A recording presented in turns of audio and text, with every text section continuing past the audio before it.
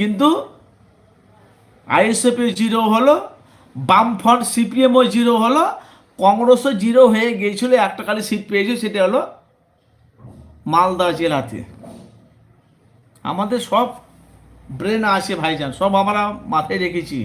ওই মালদা জেলাতে কংগ্রেস পার্টি একটা সিট পেয়েছিল, নাহলে পুরো নীল হয়ে গিয়েছিল। এবার এখন বাংলার মানুষ এখন চাইছে নওশাদকে আর হুমায়ুন কবিরকে। আর এদিকে তোমার লেফট ফ্রন্ট, আইএমএম আসাউদ্দিন, তোমার তোমার কি বলছে নওশাদ সিদ্দিকী, যে ইউপি হুমায়ুন কবির, এরা যদি জোট করে 2026-এ, একদমই আপনাদের কাছে দায়িত্ব দিয়ে বলছি ভাই, যে জোটের ঘোষণা হয়ে গেছে, তাহলে হলে প্রার্থীটা খালি ঘোষণা করেনি, কে কোথায় এর আগেও নওশাদ সিদ্দিকী বলেছে আমরা জোট করব, জোট যদি করতে চাই জোট করব, যার যেখানে শক্তিশালী, যার যেখানে ক্ষমতা, সে সেখানে সিট নেবে। তার মানে কথাটা বুঝবেন ভালো করে। তার মানে নওশাদ সিদ্দিকী বলছে যদি আমরা জোট হয়ে লড়বো, জোট হয়ে লড়ে যদি যেখানে শক্তিশালী, মানে কি অমুক জায়গাতে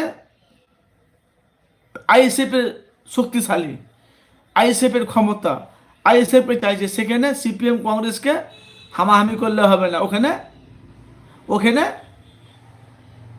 ওই আইএসএফকে দিতে হবে।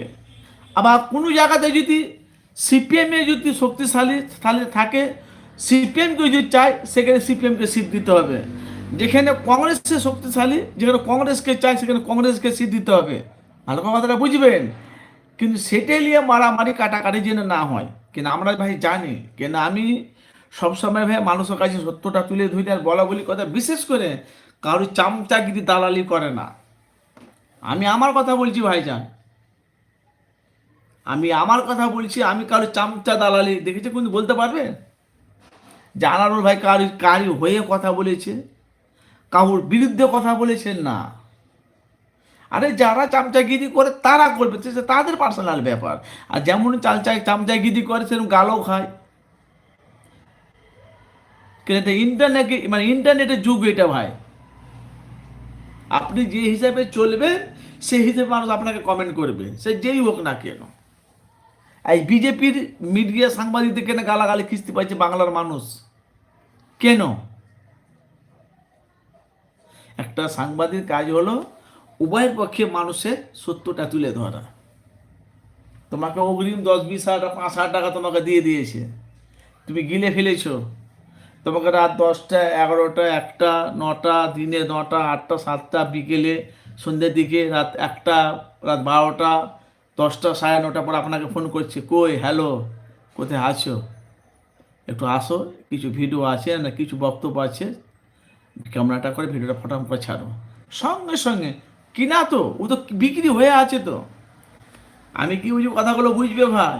আমি সবসময়, আনারুল ভাই সবসময় মানুষ কাছে মানে সত্যটা তুলে ধরে। এরা তো বিক্রি, এরা তো না করতে পারে, তো বিক্রি হয়ে আছে, মানে এরা তো আগে খেয়ে ফেলেছে। এদেরকে সাংবাদিক বলে? ভাই আপনারা বলেন।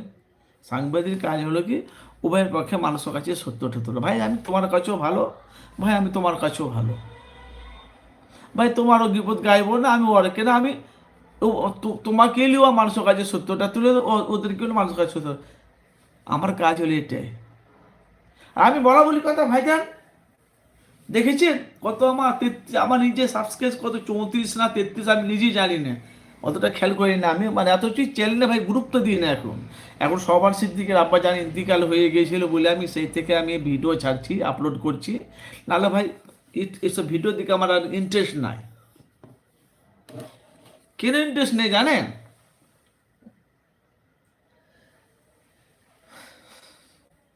সবার সিদ্দিকির আব্বা জান, আমি ভাই বলা বলি কথা, আল্লাহ পাক মাফ করো, আল্লাহ ওনাকে জান্নাতুল ফিরদৌস আল্লাহ নসিব দান করুক।